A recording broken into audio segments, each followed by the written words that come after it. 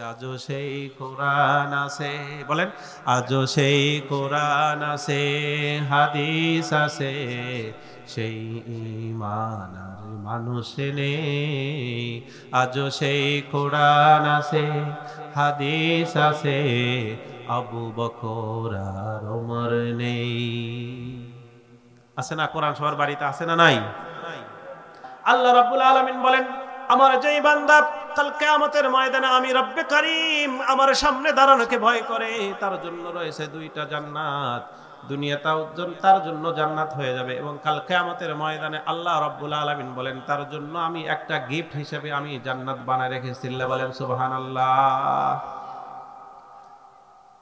আমরা মোনাজাতের ভিতরে একটা দোয়া বলি, রব্বানা আতিনা ফিদ দুনিয়া হাসানাতাও ওয়া ফিল আখিরাতি হাসানাতাও ওয়া কিনা আযাবান নার।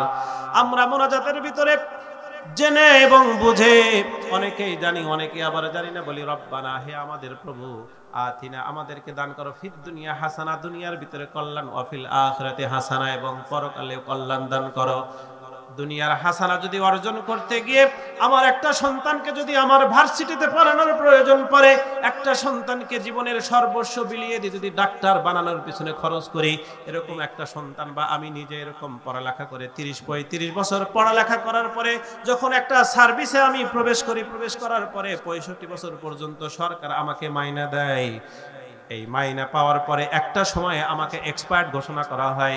তাহলে আমার প্রশ্ন হলো, দুনিয়ার হাসানা, দুনিয়ার কল্যাণ পাওয়ার জন্য যদি আমাকে 35 বছর মেহনত করতে হয়, তাহলে আখিরাতের জিন্দেগি, যেই জিন্দেগির শুরু আছে শেষ নাই, সেই জিন্দেগির কল্যাণ এবং হাসানা পাওয়ার জন্য আমাদেরকে কি পরিমাণ পরিশ্রম করতে হবে।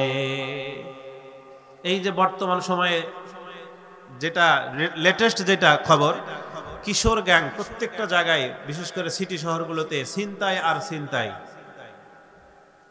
ছিনতাইয়ের পিছনে মূল কারণ কি জানেন? খোঁজ নিয়ে দেখেন, যারা ছিনতাইকারী কিশোর গ্যাং, প্রত্যেকটা ছেলে মেয়ের খোঁজ নিয়ে দেখবেন তাদের বাবার একমাত্র সন্তান।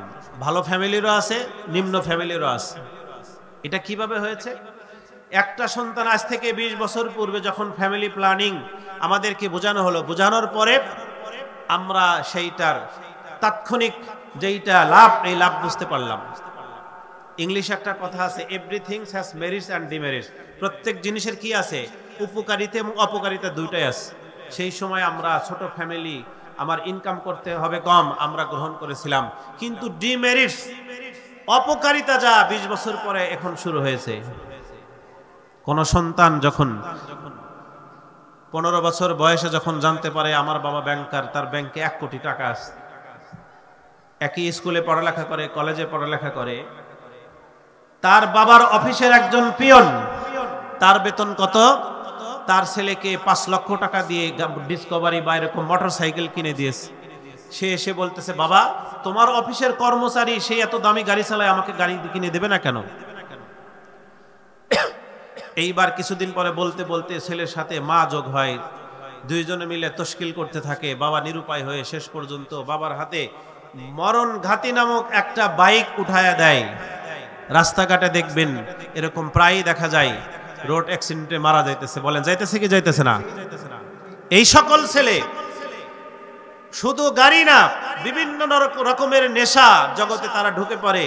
আর এই নেশার টাকা যখন বাবা মার কাছ থেকে যতদিন নিতে পারে নিতে থাকে, যখন বাবা মা টাকা দেয়া বন্ধ করে, তখনই এরকম তারা বন্ধু মিলে কিশোর গ্যাং সেজে রাত্রিতে আপনার আমার জীবন নিয়ে খেলা করে আপনার আমার থেকে মূল্যবান সম্পদ চিন্তা। কথা বলেন ঠিক না বা ঠিক? তাহলে এইটার পিছনে মূলে কারা দায়ী? আমরা দায়ী। কারণ আমরা ইসলাম থেকে কি করেছি? ফিরে এসেছি, ইসলাম থেকে মুখ ফিরিয়ে নিয়েছি। সুতরাং একটা কথা আমাদেরকে জানতে হবে, কোন মানুষ আজ পর্যন্ত এই দুনিয়াতে শুরু থেকে আজ পর্যন্ত যত মানুষ এসেছে, কোরআন এবং হাদিস তথা নবী আলাইহিস সালাতু ওয়াস সালামদের মাধ্যমে আল্লাহ রাব্বুল আলামিন মানুষের জন্য যেই জীবন আদর্শ জীবন বিধান দিয়েছে, এই থেকে বাইপাস করে যারা এই দুনিয়াতে শান্তি স্থাপন করার চেষ্টা করেছে, তারাই ধ্বংস হয়েছে এবং সমাজ ব্যবস্থা একদম নিম্ন পর্যায়ে চলে এসেছে দুনিয়ার শুরু থেকে আজ পর্যন্ত। দেখেন, কারণ মানব রচিত বিধান দিয়ে, তন্ত্র দিয়ে, মন্ত্র দিয়ে কোনোদিন শান্তি আসতে পারে না।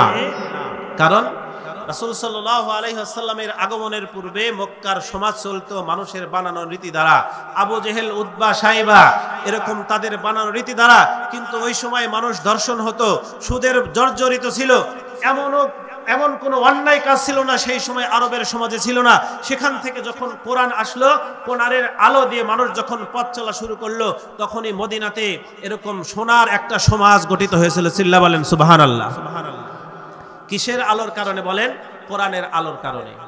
আজকে আমাদের কোরআনের সাথে মহাব্বত আছে। আপনার আমার ঘরের ভিতরে সবচেয়ে দামি না, সবচেয়ে মূল্যহীন এবং তুচ্ছ একটা বস্তু আছে, সেটার নাম হলো কোরআনুল কারীম। কি কথা কি বানায় বললাম? আজকে বাড়ির যে খোঁজ না দেখেন, প্রত্যেকটা মানুষের বাড়ির উপরে কোরআন, বাড়ির ভিতরে কোরআন আছে। কিন্তু কোরআন এমন অবস্থায় রাখছি, ধুলার কারণে হাত দিয়ে লাগতো না, কোরআনের সাথে ধুলা ধরা যাবে না। আরে ভাই, একটু দিল লাগায় দেখেন, যেই কোরআনের কারণে আজকে আমরা এই সভ্যতা পেয়েছি, যেই কোরআনের কারণে আমাদেরকে উম্মাতাও ওয়াসাতান, আমাদেরকে মধ্যমপন্থী একটা উম্মত হিসেবে ঘোষণা করা হয়েছে, যেই কোরআনের কারণে আমাদের মর্যাদা এত বেশি যে আমাদেরকে জান্নাতে ঢোকানোর পূর্বে অন্য কোনো নবীর উম্মতদেরকে জান্নাতে প্রবেশ করানো হবে না। সেই কোরআনের সাথে আমাদের কি মুআমেলা? একটু বাড়িতে খোঁজ নিয়ে দেখেন।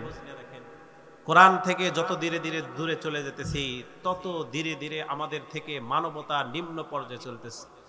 আজকে বাসের ভিতরে ধর্ষণ, স্কুল কলেজে ছেলে মেয়ে পড়তে দিলে ধর্ষণ, রাস্তাঘাটে ধর্ষণ, পার্কে ধর্ষণ। বাবার কাছে নিজের কন্যা সন্তান এরকম কি নয়, নিরাপদ নয়। কারণ কি বলেন? কথা বলতে হবে বাজান। কারণ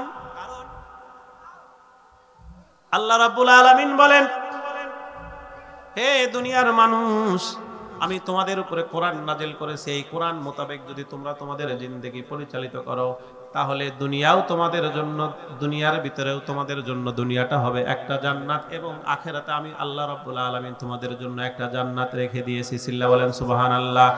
পক্ষান্তরে কোরআনকে মাইনাস করে, কোরআনকে বাইপাস করে যদি আমরা আমাদের বানানো তন্ত্র মন্ত্র দিয়ে আমরা যদি আমাদের জীবন পরিচালিত করি, তাহলে দুনিয়ার ভিতরেও আমাদের অশান্তি শুরু হয়ে যাবে। এবং কিয়ামতের ময়দানে নয়, এই দুনিয়া থেকে চলে যাওয়ার পরেই যখন আমরা কবর জিন্দেগিতে প্রবেশ করব, সেখান থেকেই আমাদের জন্য জাহান্নাম শুরু হয়ে যাবে। চিল্লা বলেন নাউজুবিল্লাহ। বাস্তবতা আল্লাহ তাআলা ঘোষণা দিয়েছেন, ওয়ালিমান খাফা মাকামা রাব্বিহি জান্নাতান ফাবিআইয়ি আলাই রাব্বিকুমা তুকাযযিবান। আল্লাহ রাব্বুল আলামিন বলেন, আমার যেই বান্দা কাল কিয়ামতের ময়দানে আমি রব্বে কারীম আমার সামনে দাঁড়ানোকে ভয় করে, তার জন্য রয়েছে দুইটা জান্নাত। দুনিয়াটাও তার জন্য জান্নাত হয়ে যাবে, এবং কাল কিয়ামতের ময়দানে আল্লাহ রাব্বুল আলামিন বলেন, তার জন্য আমি একটা গিফট হিসেবে আমি জান্নাত বানায় রেখেছি। আল্লাহ বলেন সুবহানাল্লাহ। আমরা মোনাজাতের ভিতরে একটা দোয়া বলি, রব্বানা আতিনা ফিদ দুনিয়া হাসানাতাও ওয়া ফিল আখিরাতি হাসানাতাও ওয়া কিনা আযাবান নার। আমরা মোনাজাতের ভিতরে জেনে এবং বুঝে, অনেকেই জানি অনেকে আবার জানি না, বলি রব্বানা, হে আমাদের প্রভু, আতিনা আমাদেরকে দান করো, ফিদ দুনিয়া হাসানা দুনিয়ার ভিতরে কল্যাণ, ওয়া ফিল আখিরাতি হাসানা এবং পরকালেও কল্যাণ দান করো। দুনিয়ার হাসানা যদি অর্জন করতে গিয়ে আমার একটা সন্তানকে যদি আমার ভার্সিটিতে পড়ানোর প্রয়োজন পড়ে, একটা সন্তানকে জীবনের সর্বস্ব বিলিয়ে দিয়ে যদি ডাক্তার বানানোর পিছনে খরচ করি, এরকম একটা সন্তান বা আমি নিজে এরকম পড়ালেখা করে 30-35 বছর পড়ালেখা করার পরে যখন একটা সার্ভিসে আমি প্রবেশ করি, প্রবেশ করার পরে 65 বছর পর্যন্ত সরকার আমাকে মাইনা দেয়। এই মাইনা পাওয়ার পরে একটা সময়ে আমাকে এক্সপায়ার্ড ঘোষণা করা হয়। তাহলে আমার প্রশ্ন হলো, দুনিয়ার হাসানা, দুনিয়ার কল্যাণ পাওয়ার জন্য যদি আমাকে 35 বছর মেহনত করতে হয়, তাহলে আখিরাতের জিন্দেগি, যেই জিন্দেগির শুরু আছে শেষ নাই, সেই জিন্দেগির কল্যাণ এবং হাসানা পাওয়ার জন্য আমাদেরকে কি পরিমাণ পরিশ্রম করতে হবে।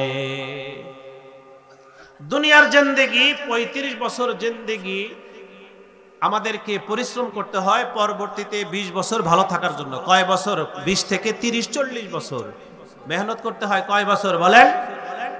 কথা বলেন না কেন? 20 থেকে 25-30 বছর।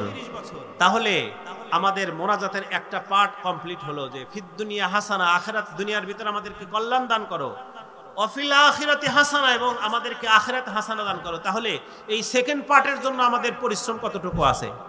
আছে? একটু হিসাব মিলান তো।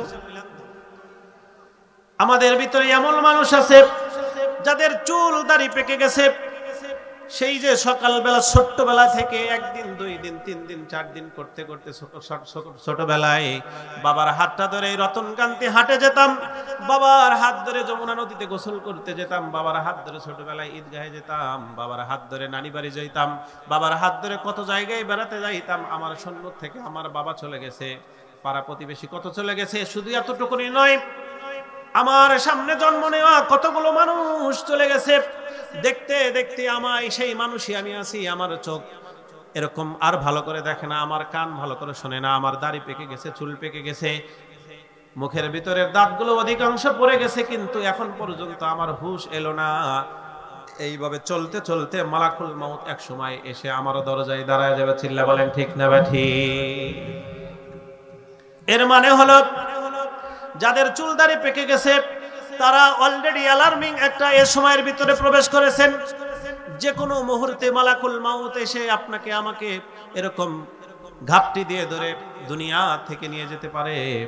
কিন্তু আমার আখি, আমার চক্ষু, আমার মন মানসিকতা এমন পর্যায়ে পৌঁছেছে, আমি সব সময় দুনিয়া নিয়ে ব্যস্ত। আল্লাহ রাব্বুল আলামিন বলেন, আলহাকুমুত তাকাসুর হাত্তা যুরতুমুল মাকাবির।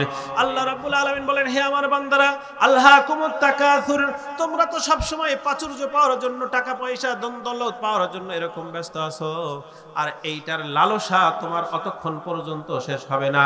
হাত্তা যুরতুমুল মাকাবির, যতক্ষণ পর্যন্ত তুমি কবরের বাড়িতে না যাবে, কবরের মাটি যখন তোমার মুখের ভিতরে বক্ষণ না করবে, মুখের ভিতরে প্রবেশ না করবে, ততক্ষণ পর্যন্ত এই লালসা তোমার কখনো দূর হবে না। কবি বলেছেন, কদম সুয়ে মারকাদ, নজর সুয়ে দুনিয়া, কিধর যা রাহা হ্যায় কিধর দেখতা হ্যায়। তোমার পদযুগল তো কবরের দিকে চলতেছে, আর তোমার চক্ষু দুনিয়ার নাজ নিয়ামত, বাড়ি গাড়ি, টাকা পয়সার দিকে চলতেছে। এরকম ছুটতে ছুটতে চলতে চলতে দেখবে হঠাৎ করে বেলা তোমার কখন শেষ হয়ে গেছে। মুহূর্তের ভিতরে তোমার সামনে সূর্যটা টকমক করতেছে, কিন্তু সেই সময় তোমার বাড়ি ফিরে আসার কোনো রাস্তা থাকবে না। কি কথাগুলো কি ভালো লাগতেছে বাজান? এইটাই হিসাব মিলায় দেখেন, দুদিনের দুনিয়া কত মানুষ একসাথে জন্মগ্রহণ করেছিলাম।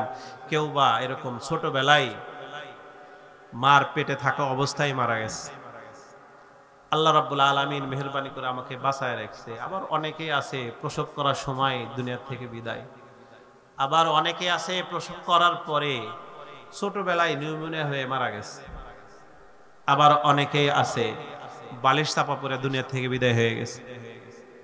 আবার অনেকেই এমন আছে একই সাথে যমুনা নদীতে গোসল করতে গেছি, সেই যে ডুব দিছে আর ওঠে নাই। আছে না নাই? এমনও অনেকে আছে এই যমুনা নদী পার হয়ে ওই চরে একটু ঘাস কাটার জন্য গেছে, নৌকা ডুবে মারা গেছে, বিদ্যুৎ স্পৃষ্ট হয়ে মারা গেছে, রোড অ্যাক্সিডেন্টে মারা গেছে, অনেকে স্বাভাবিক অবস্থায় মারা গেছে। আল্লাহ রাব্বুল আলামিন আমাকে এরকম হাজারো অ্যাক্সিডেন্ট থেকে সেভ করে নিরাপদ রেখে এখন পর্যন্ত আমাকে বাঁচায় রেখেছেন, আলহামদুলিল্লাহ বলবো না একটু ভাই? সেজন্য মারা যাওয়া এইটা আশ্চর্য না, বেঁচে আছে এইটাই আশ্চর্য। আর একটু বলবো এই সম্পর্কে, এই সাধারণ একটা মোবাইল ফোন আমরা মনে করি কোন সময় মানে নষ্ট হয়ে যায়, কিন্তু এটা একটা জড় পদার্থ, এইটা যে কোনো মুহূর্তে ঠিক করার ব্যবস্থা আছে না নাই? কিন্তু আল্লাহ রাব্বুল আলামিন আপনাকে আমাকে যে বানাইছে, যারা চিকিৎসক ডাক্তার তাদের কাছে যা বসবেন, আল্লাহ পাক রব্বুল আলামিন আমাদেরকে এই ব্রেনটা যে বানাইছেন, মগজ, এটা সূক্ষ্ম সূক্ষ্ম নার্ভ দিয়ে আল্লাহ তাআলা এটা সৃষ্টি করেছেন। চিকন একটা নার্ভ যদি এরকম কোনো কারণে লাইন যদি ক্লিয়ার না হয়ে রক্ত যদি জমাট বেঁধে যায়, তাহলে ব্রেন স্ট্রোক, শেষ। কখনো কি একটু চিন্তা করেছি? এরপরে এরকম একজন মানুষ আমাদের মতোই এইরকম একজন দুর্বল, যে কোনো মুহূর্তে দামি কোনো ধাতু দিয়ে এরকম স্বর্ণ, রূপা, অ্যালুমিনিয়াম, তারপরে আছে হলো কি বলে আয়রন, লোহা, এরকম শক্ত কোনো ধাতু দিয়ে আমাদেরকে বানানো হয় নাই। আল্লাহ পাক বল কি বলেছেন? সূরা তারিকের ভিতর আছে, হাল ইয়ানজুরুল ইনসান মিম্মা খুলিকা মিম্মা ইন দাফিকি ইয়াখরুজু মিন বাইনিস সুলবি ওয়াত তারাইব। মানুষ কি দেখে না আমি তাদেরকে কি থেকে বানাইছি? একমাত্র নাপাক পানি থেকে বানাইছি। এইটার কোনো পাওয়ার আছে? মানুষের সামনে বলতেও লজ্জা করে। সেখান থেকে আল্লাহ তাআলা আমাদেরকে এত সুন্দর করে বানাইলেন। এই বডির ভিতরে কত সুন্দর সুন্দর মেশিন আল্লাহ তাআলা তৈরি করে দিলেন, সেট করে দিলেন। দুনিয়ার এই যে বাল্বগুলো জ্বলতেছে, এটা অন করার জন্য কি সুইচ চাপতে হয়, বিদ্যুতের সংযোগ লাগাইতে হয়। আপনার আমার শরীরের ভিতরে আল্লাহ তাআলা এমন একটা মেশিন তৈরি করে দিয়েছেন, ফিট করে দিয়েছেন। পেশাব করে যদি ইচ্ছা করলেই পেশাব শুরু হয়, আবার ইচ্ছা করলেই পেশাব বন্ধ হয়ে যায়। সুবহানাল্লাহ বলবেন না? আমার হাতটা যেদিকে ইচ্ছা সেদিকেই আমি নড়াইতে পারছি। কত সুন্দর করে নিপুণ করে আল্লাহ রাব্বুল আলামিন আমাকে বানাইছে। এর বিনিময়ে আল্লাহ তাআলার কি প্রত্যাশা? আল্লাহ তাআলার ইচ্ছা কি জানেন? এই কপালটা দিয়ে মাটির সাথে লাগায়া বলতে হবে সুবহানা রাব্বিয়াল আ'লা। হে আল্লাহ তুমিই বড়। আর এই দুনিয়াতে কত মানুষ ছিল, সে বলেছিল আনা রাব্বুকুমুল আ'লা। কি বলেছিল বলেন? আল্লাহ তাআলা বলছে যে তোমরা সিজদা দিয়ে বলো সুবহানা রাব্বিয়াল আ'লা, পুত পবিত্র সেই মহান সত্তা, তুমিই সবচেয়ে বড়। আর এই দুনিয়াতে কিছু মানুষ ছিল এমন যারা বলেছিল আনা রাব্বুকুমুল আ'লা। তিনি কে ছিলেন জানেন? ফিরাউন। কে ছিল বলেন? ফিরাউন। ফিরাউন বলেছিল আমি সবচেয়ে বড় প্রভু। সুতরাং বর্তমান সময়ে যারা নিজেকে এরকম আল্লাহর কাছে সমর্পণ না করে নিজের বাহাদুরি প্রকাশ করার জন্য কোরআন এবং হাদিস তথা উলামায়ে কেরামের বিরুদ্ধে গালিগালাজ করে, কোরআন এবং হাদিসের বিরুদ্ধে অবস্থান নেয়, তাদের কার্যক্রমও ওই ফিরাউনের মতো। চিল্লা বলে ঠিক না বা ঠিক? তাহলে আমি একটু জাজ করব, আমি একটু বিচার করব যে আমি কোন দলে। আমি কি সুবহানা রাব্বিয়াল আ'লা এই দলে, না আনা রাব্বুকুমুল আ'লা? বলেন কোন দলে বলেন তো? সুবহানা রাব্বিয়াল আ'লা এই দলে কারা আছে? হাত তুলিতে ইনশাআল্লাহ। আল্লাহ পাক আমাদের সকলকে কবুল করেন। সবাই বলেন আমিন। হাত নামাই। তাহলে একটা কথা আপনাদেরকে পরিষ্কার করে বললাম যে এই দুনিয়াতে, বলেন এই দুনিয়াতে এই আছে এই নাই। বলেন এই আছে এই নাই। এক কবি খুব আফসোস করে বলছে, কবরে রাজাব কত কঠিন সইতে আমি পারিব না, মৃত্যু যন্ত্রণা কত কঠিন সইতে আমি পারিব না। ওগো দয়াময় হে রহিম, মোদের করো তুমি করুণা, যত অপরাধ ক্ষমা করে জান্নাত করে দাও ঠিকানা, যত অপরাধ ক্ষমা করে জান্নাত করে দাও ঠিকানা। সবাই বলেন কবরে রাজাব কত কঠিন সইতে আমি পারিব না, মৃত্যু যন্ত্রণা কত কঠিন সইতে আমি পারিব না। ওগো দয়াময় হে রহিম, মোদের করো তুমি করুণা, যত অপরাধ ক্ষমা করে জান্নাত করে দাও ঠিকানা। হে শেষ বিচারের অধিকারী, তোমার কাছে শুধু এই মিনতি, হে শেষ বিচারের অধিকারী, তোমার কাছে শুধু এই মিনতি, শেষ বিচারের ক্ষণেও তুমি আমাকে ভুলে যেও না, যত অপরাধ ক্ষমা করে জান্নাত করে দাও ঠিকানা, যত অপরাধ ক্ষমা করে জান্নাত করে দাও ঠিকানা। এইটাকে যদি বলেন একটা আল্লাহর কাছে মোনাজাত ফরিয়াদ বলা যায় না? সেজন্য একটা কথা মনে রাখবেন, দুনিয়াতে এসেছি, চলেও আমাকে একদিন যেতে হবে। তাহলে আমি যে আলোচনায় এতটুকু আসলাম, এই আলোচনার এতটুকুর সামারি ছিল যে কোরআন হাদিসকে বাইপাস করে বাদ দিয়ে যদি আমরা আমাদের জিন্দেগি পরিচালনা করতে চাই, তাহলে এই জিন্দেগি শান্তি কখনো আসবে না। কারণ কোরআন এবং হাদিস আছে, কিন্তু সেই ঈমানওয়ালা মানুষগুলো আর আছে? কেন নাই? কোরআন আমরা রেখেছি আলাদা একটা জায়গায়, আর আমার নিজের জিন্দেগি আমি আমার মতো করে পরিচালিত করতেছি। আল্লাহ তাআলা কোরআনের ভিতরে ধমকি দিয়ে বলেছেন যে যারা কোরআন বাদ দিয়ে কোনো মন্ত্র তন্ত্র গ্রহণ করবে, কিয়ামতের ময়দানে এগুলো কি হবে না? গ্রহণযোগ্য হবে না। কারণ এই দুনিয়াতে আমি এসেছি, আমাকে চলেই যেতে হবে। কত রাজা প্রজা, কত বড় মানুষ সব চলে গেছে। ফেরাউন, কিছুক্ষণ আগে বললাম, আল্লাহ তাআলা ফেরাউন সম্পর্কে বলেছেন, ফালইয়াউমা নুনাজ্জিকা বিবাদানিকা লিতাকুনা লিমান খালফাকা আয়া ওয়া ইন্না কাসীরাম মিনান নাসি আন আয়াতিনা লাগাফিলুন। আল্লাহ রাব্বুল আলামিন বলেন, হে ফেরাউন, তুই তো নিজেকে সবচেয়ে বড় খোদা হিসেবে দাবি করেছিলি। আমি তোর লাশটাকে নীল নদের ভিতরে, অতল গহ্বরে পানির ভিতরে, লোনা পানির ভিতরে আমি সংরক্ষণ করে রাখলাম, কারণ তোর পরে কিয়ামত পর্যন্ত যত মানুষ আসবে যাতে করে তোর লাশটা দেখে দেখে নসিহত গ্রহণ করে। আছে না নাই বলেন? গত কয়েকদিন আগে ডিসেম্বরে উমরায় গিয়েছিলাম। যারা হাজী সাহেব আছেন সবাই একটু মিলায় দেখেন, সাফা মারওয়া করতে করতে তোয়াফ সাই শেষ হয় কোথায়? মারওয়া যায় সাই শেষ হয়। ওখান থেকে বাড়ানোর পরেই আবু জেহেলের বাড়ি। বলেন তো, যারা গেছেন, আবু জেহেলের বাড়ি কি বানাইছে আল্লাহ তাআলা? International toilet. বলেন কি? International toilet. আবার পাশেই অনেক সাহাবা একরামের কবরস্থান আছে, জান্নাতুল মুআল্লা। সেখানে গেলেই মানুষের চোখ দিয়ে দরদর করে পানি পড়ে। এই যে বান্দার মনের অবস্থা কে তৈরি করেছে বলেন? আল্লাহ তৈরি করেছে। সুতরাং আমরা কোন দলে? আবু জেহেল বাহিনী ওই দলে, নাকি সুবহানা রাব্বিয়াল আলা সেই দলে? বলেন। তাহলে যদি সুবহানা রাব্বিয়াল আলা বলি, তাহলে এই যে আল্লাহ তাআলা আমাদের সামনে যে কোরআন খান যে দিলেন, এইটা আমাদেরকে বোঝার দরকার আছে না নাই? বলেন। নিজের বাড়িতে যদি 10 কাঠা একটা জমির যদি দলিল থাকে, নিজে যদি পড়তে না পারি, ওইটা কি আমরা সংরক্ষণ করি না উই পোকা দিয়ে খায় ফেলাই? বলেন। সংরক্ষণ করি। মাঝে মাঝে নিজের আত্মীয় বা পাড়া প্রতিবেশী কেউ পড়তে জানলে তার কাছ দিয়ে একটু শুনি যে দলিলটা ঠিক আছে কিনা, নাকি আবার হারায় ফেললাম। আর আমরা কোরআন শরীফকে এমন পেশায় বাঁধতেছি, মাশাআল্লাহ, আর খোলার দরকার নাই। একটা দুঃখজনক ঘটনা বলি। আমাদের দেশের সুনামধন্য একজন বক্তা, আলেমে দিন, হযরত মাওলানা আব্দুল বাসেত খান সাহেব, উনি একটা প্রোগ্রামে গেছে। একজন লোক মাসলা জিজ্ঞেস করছে, হুজুর, আমার ঘরের ভিতরে কোরআন রাখা আছে এক জায়গায়, আর এক জায়গায় পাশে টিভি চলে হুজুর।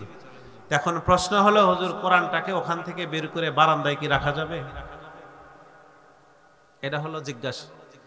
এই কথা শোনার পরে হুজুর বলেন, যখন এই কথাটা বলল, মনে হয় তাজা একটা বর্ষা দিয়ে আমার বুকের ভিতরে এরকম খন্দরের মতো মেরে দিল। কি বলবো আর কি উত্তর দিব বুঝে পাই না। আজকে মুসলমানের হলো এই অবস্থা, যেই মুসলমানদের অবস্থা ছিল আজ থেকে 20 থেকে 25 বছর পূর্বে। ফজরের নামাজের পরে যখন মহল্লার রাস্তা দিয়ে যাওয়া যাইতো, প্রত্যেকটা বাড়ি থেকে কোরআনের গুনগুন আওয়াজ আসতো। কিন্তু আজকে এমন অবস্থা, সকালবেলা বাড়ির পাশ দিয়ে যখন যায়, ওরকম উলঙ্গ বাহায় পড়া নারীদের নাচ গান, এবং আমাদের যুবকদের এরকম বাড়ি থেকে বের হয়ে আসে। আমাদের যুবকরা ঘুমায়, কানের ভিতরে একটা হেডফোন দিয়ে উলঙ্গ নারীর ড্যান্স আর অশ্লীল ভিডিও দেখতে দেখতে ঘুমায়। চিল্লা বলে নাউজুবিল্লাহ। সেজন্য শুরুতেই বলেছে, আজও সেই কোরআন আছে।